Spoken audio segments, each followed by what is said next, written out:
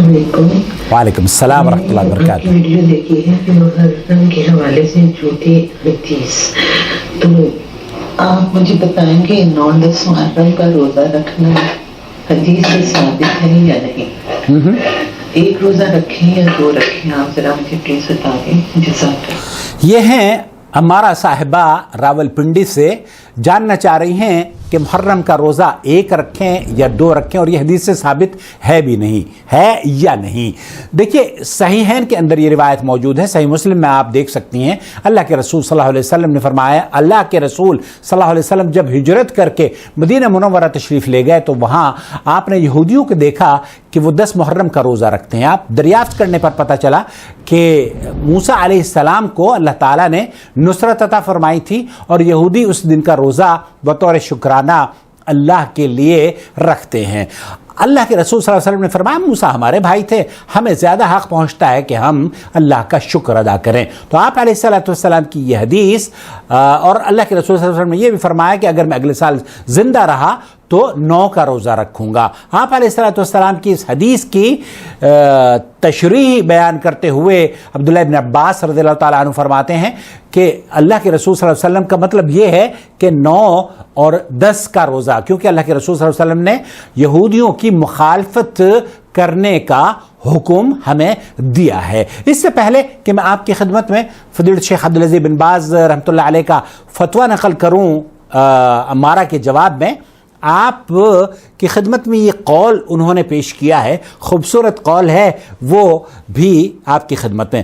کہتی ہیں کہ عمر اور زندگی میں کیا فرق ہے؟ بہت ہی خوبصورت جواب دیا ہے.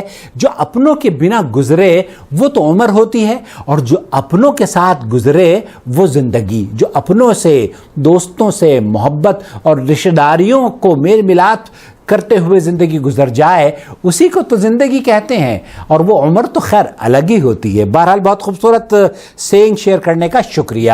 اب میں آپ کو لے کر چلتا ہوں فضیلت شیخ عبدالعزیز بن باز کی محفل میں، اس سلسلے میں کیا رہنمائی فرما رہے ہیں. شیخ عبدالعزیز بن باز مفتی مملکت سعودی عرب. پوچھا یہ جا رہا ہے کہ پہلے روز سے ہی ہم روزہ رکھنا شروع کر دیں محرم کا، یا بیچ میں یا آخر میں رکھیں، اور اس مہینے کی کتنے روزے رکھنے چاہیے؟ سمعت ان صيام عاشوراء يبدأ من 1 محرم الى 10 محرم وفقكم الله. میں نے یہ سنا ہے کہ 1 تاریخ سے لے کر 10 تاریخ تک روزہ رکھنا چاہیے، یہی میں نے سنا ہے. يقول النبي صلى الله عليه وسلم افضل الصيام بعد رمضان شهر الله المحرم. شہر اللہ المحرم. شیخ بن باز یہ فرما رہے ہیں، اللہ کے رسول صلی اللہ علیہ وسلم کی صحیح مسلم کی روایت ہے کہ اللہ کے رسول صلی اللہ علیہ وسلم نے فرمایا، افضل الصیام، جو روزے رمضان کے بعد سب سے افضل ہیں اللہ کی نظر میں، وہ محرم کے روزے ہیں. یہاں اس میں عاشورہ بھی شامل ہے. یہاں اس حدیث کا معنی یہ ہے کہ آپ شروع سے لے کر آخر تک روزہ رکھ سکتے ہیں، من اول یومن، پہلی تاریخ سے لے کر آخر تاریخ تک. یہ معنی الحدیث ہے.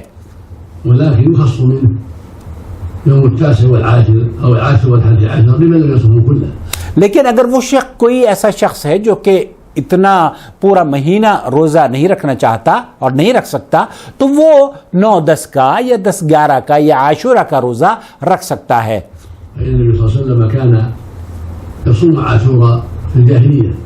اللہ کے رسول صلی اللہ علیہ وسلم حتیٰ ایام جاہلیت کی تذکرہ شیخ بن باز فرما رہے ہیں کہ 10ویں محرم کا روزہ آپ رکھا کرتے تھے، اور قریش بھی اس 10 محرم کا روزہ رکھا کرتی تھی، پوری قوم.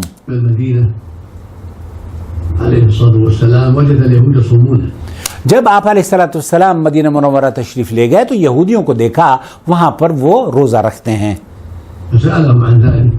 تو آپ نے پوچھا کہ آپ کیوں روزہ رکھتے ہیں؟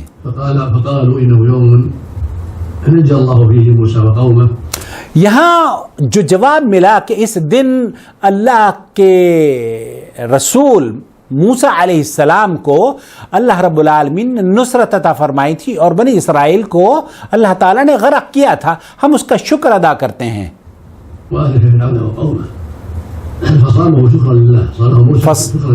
یہ اللہ کا شکر ادا کرنے کے لیے یہودی رکھا کرتے تھے. اب سوال یہ پیدا ہوتا ہے کہ کس روز رکھا جائے؟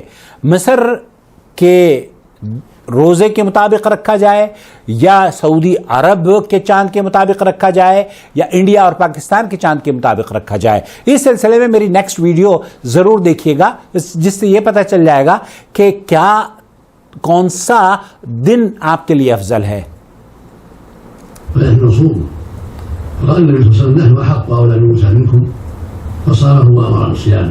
آپ علیہ السلام نے فرمایا کہ موسیٰ میرے بھائی تھے اور ہم پر زیادہ حق ہے موسیٰ علیہ السلام کا، تو آپ علیہ السلام نے روزہ رکھا. تو سنت یہ ہے کہ یوم عاشورہ کا روزہ رکھنا چاہیے، اور سنت یہ بھی ہے کہ ایک دن پہلے آپ روزہ رکھیں 10 تاریخ سے، یا ایک دن بعد آپ اس میں ملا دیں.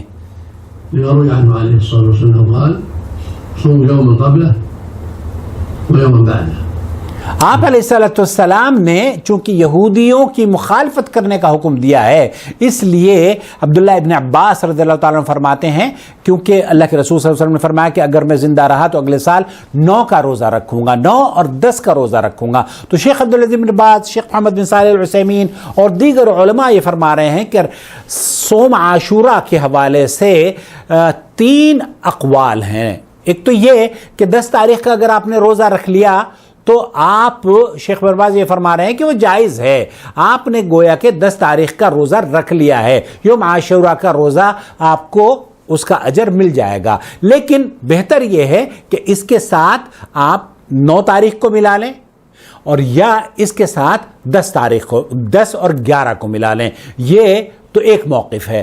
یا جو تیسرا موقف ہے وہ یہ کہ آپ 9، 10، 11 یہ 3 دن کا روزہ رکھیں، اور یہ بڑی فضیلت کی بات ہے. تو خلاصہ کلام یہ ہوا کہ شہر اللہ المحرم کا روزہ رکھنا پہلی تاریخ سے لے کر آخری تاریخ تک، اللہ کے رسول صلی اللہ علیہ وسلم نے فرمایا کہ رمضان کے بعد اللہ کی نظر میں سب سے افضل جو روزہ ہے وہ روزے شہر اللہ الحرام کے ہیں. تو پہلی تاریخ سے لے کر آپ اخیر تک پورے مہینے کا روزہ رکھ سکتے ہیں.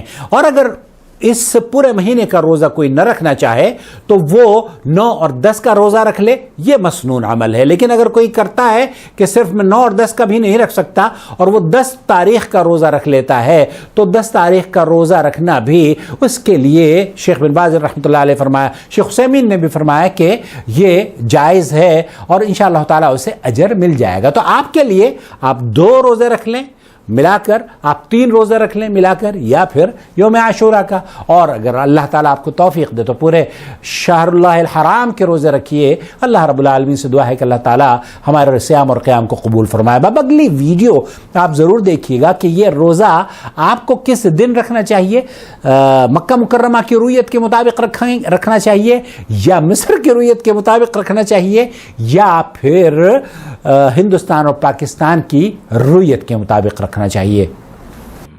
اللہ ولی الذین آمنوا یخرجهم من الظلمات الى النور والذین کفروا اولیاؤهم الطاغوت یخرجونهم من النور الى الظلمات أولئك أصحاب النار هم فيها خالدون.